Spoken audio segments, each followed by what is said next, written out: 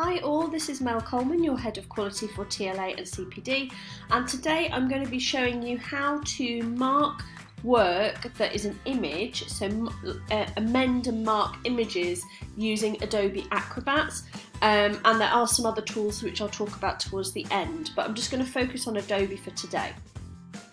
So the first thing you need to do is convert the image file that you have received from the learner into a PDF file.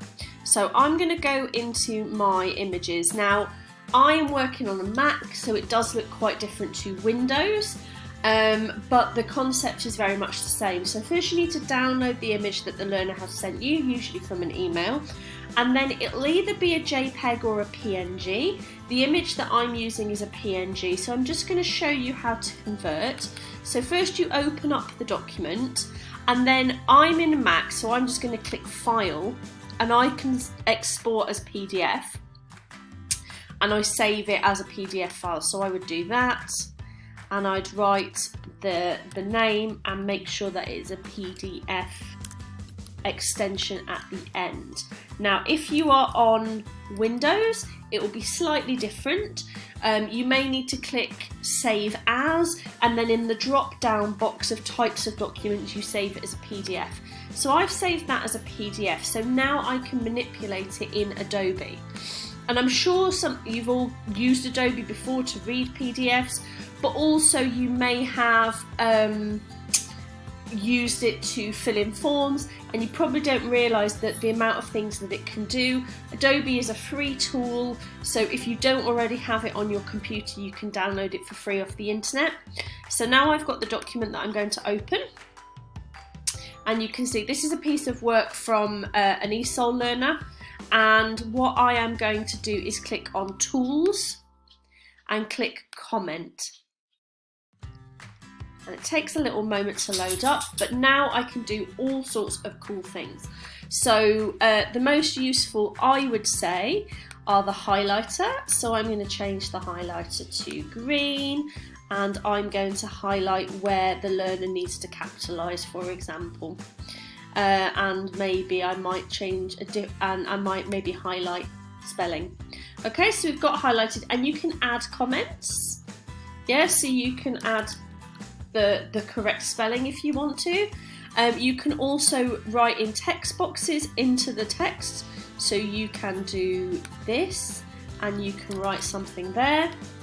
You can use a pen in a different colour to circle things that perhaps you are concerned about, but the most useful tool I personally think is these comments. And if you've used Turnitin, you may have seen this before, and you just would write a comment here, and then maybe I'm going to add another comment here.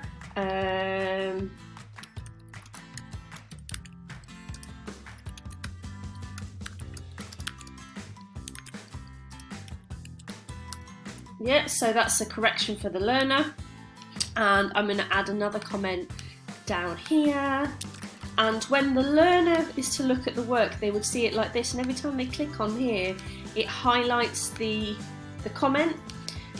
So you can see there's some really useful tools. There's even these stamps, which there are ones that they've already created, but you can absolutely make your own. So you could make one that has a particular grade if you wanted, or you could have spelling, grammar, and you could stamp them onto the work.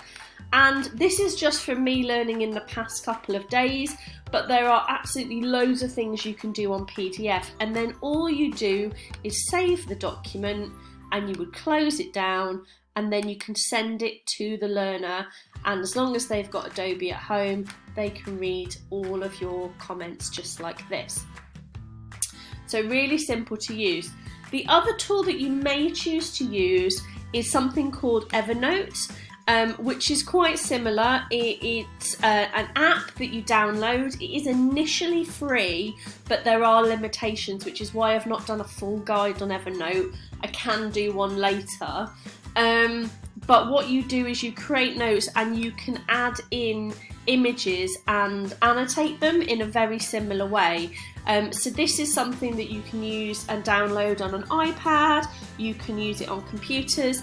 but there's a limitation of how many attachments you can add in a month without paying for a subscription, and then the subscription's $4.99. So if it's something that you think you would use, then obviously you could pay for that, but it isn't free, and what we're trying to do is focus on free resources for you guys.